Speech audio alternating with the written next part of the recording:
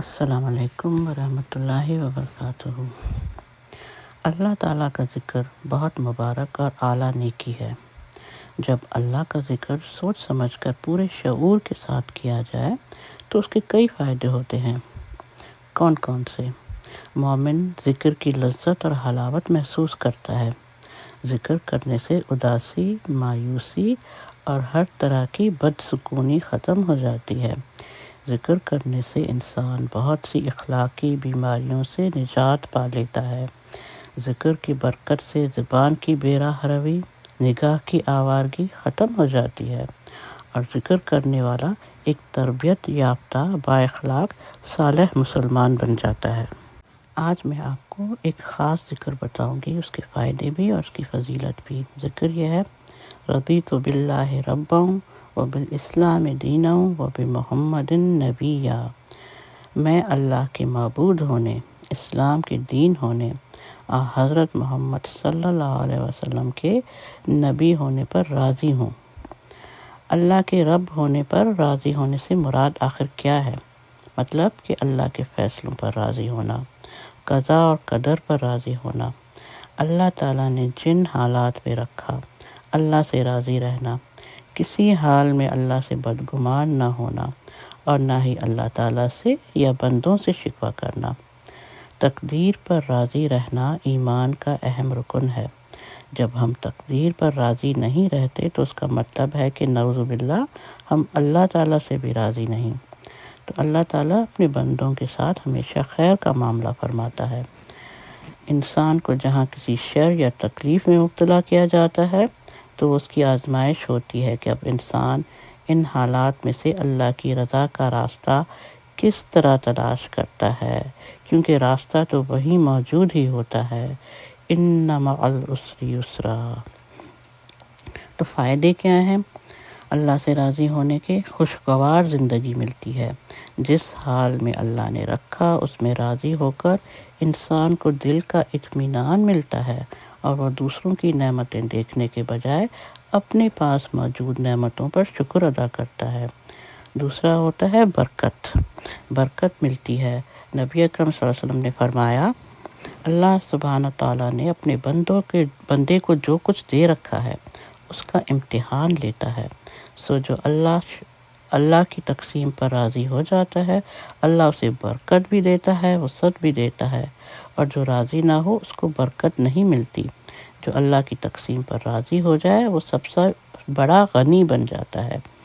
تو اللہ کی تقسیم پر راضی نہ رہنے سے انسان اداسی، مایوسی کا شکار ہو جاتا ہے، یہاں تک کہ مستقبل میں بھی اسے ہر جانب تاریکی نظر آتی ہے۔ دنیا میں پانا اور کھونا ساتھ ساتھ چلتا رہتا ہے۔ انسان کے عمل کو جانچا جاتا ہے کہ وہ اس وقت کیسا رد عمل دیتا ہے کہ آیا وہ پا کر شکر ادا کرتا ہے اور کھو کر صبر کرتا ہے۔ اس ذکر کی فضیلت یہ ہے کہ جنت واجب ہو جائے گی۔ نبی اکرم صلی اللہ علیہ وسلم نے فرمایا، جس شخص نے کہا میں اللہ کو رب مان کر، اسلام کو دین مان کر اور محمد صلی اللہ علیہ وآلہ وسلم کو رسول مان کر راضی اور خوش ہوں تو اس شخص کے لیے جنت واجب ہو گئی۔ ایمان کا ذائقہ بھی نصیب ہوگا اس کو۔ رسول اللہ صلی اللہ علیہ وآلہ وسلم نے فرمایا، اس شخص نے ایمان کا ذائقہ چکھ لیا جو اللہ کو رب مان کر اور اسلام کو دین مان کر اور محمد صلی اللہ علیہ وآلہ وسلم کو رسول مان کر راضی اور خوش ہو گیا۔ وہ شخص گناہوں سے پاک کر دیا جائے گا جو اذان کے وقت یہ کلمات پڑھے۔ کون سے؟ حضور اکرم صلی اللہ علیہ وسلم نے فرمایا کہ جس شخص نے مؤذن کی آواز سن کر کہا، اشہد ان لا الہ الا اللہ وحدہ لا شریک لہ واشہد ان محمدا عبدہ ورسولہ، رضیت باللہ ربا وبالاسلام دینا وبمحمد نبیا۔ میں گواہی دیتا ہوں کہ اللہ کے سوا کوئی الہ نہیں، وہ اکیلا ہے، اس کا کوئی شریک نہیں، اور بے شک محمد صلی اللہ علیہ وآلہ وسلم اس کے بندے اور رسول ہے۔ میں نے اللہ کو رب مان کر، اسلام کو دین مان کر اور محمد صلی اللہ علیہ وآلہ وسلم کو رسول مان کر راضی ہوں تو اس کے گناہ بخش دیے جاتے ہیں، قبر میں بھی کامیابی ہوتی ہے۔ قبر آخرت کی منازل میں سے سب سے پہلی منزل ہے۔ جو قبر کے امتحان میں کامیاب ہوگا وہ آخرت میں بھی کامیاب ہوگا، اور قبر میں بھی کامیاب وہی ہوگا جو ان 3 باتوں پر ایمان لاتے ہوئے راضی اور خوش ہوگا، کیونکہ قبر میں سب سے پہلے انہی 3 چیزوں کے بارے میں پوچھا جائے گا، اور جو ان 3 باتوں رضیت باللہ ربا وبالاسلام دینا وبمحمد نبی پر راضی ہوگا، وہ شخص ہی قبر کے تینوں سوالات من ربک ما دینک من نبیک کا جواب دے پائے گا۔ اللہ تعالیٰ قیامت کے دن اس شخص کو خوش کر دے گا۔ دنیا میں ان نعمتوں کو پا کر خوش ہونا بہت بڑے اعزاز کی بات ہے، اور یہ اعزاز جس کو حاصل ہوگا وہ قیامت کے دن خوش کر دیا جائے گا۔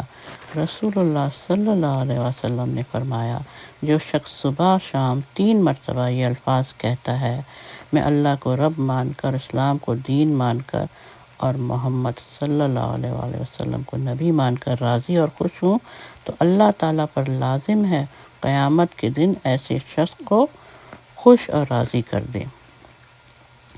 جس نے کہا صبح کے وقت میں اللہ کو رب مان کر، اسلام کو دین مان کر اور محمد صلی اللہ علیہ وآلہ وسلم کو رسول مان کر راضی ہوں، میں ضامن ہوں، یعنی حضور اکرم صلی اللہ علیہ وسلم نے کہا کہ میں ضامن ہوں، البتہ میں ضرور اس کو اپنے ہاتھ سے پکڑ کر اللہ کی جنت میں داخل کر دوں گا۔ تو اللہ تعالیٰ سے دعا ہے کہ اللہ تعالیٰ ہمیں اس ذکر کو سمجھنے، اس پر عمل کرنے اور اسے اپنی زندگی کے روزمرہ معمولات میں شامل کرنے کی توفیق عطا فرمائے۔ آمین یا رب العالمین۔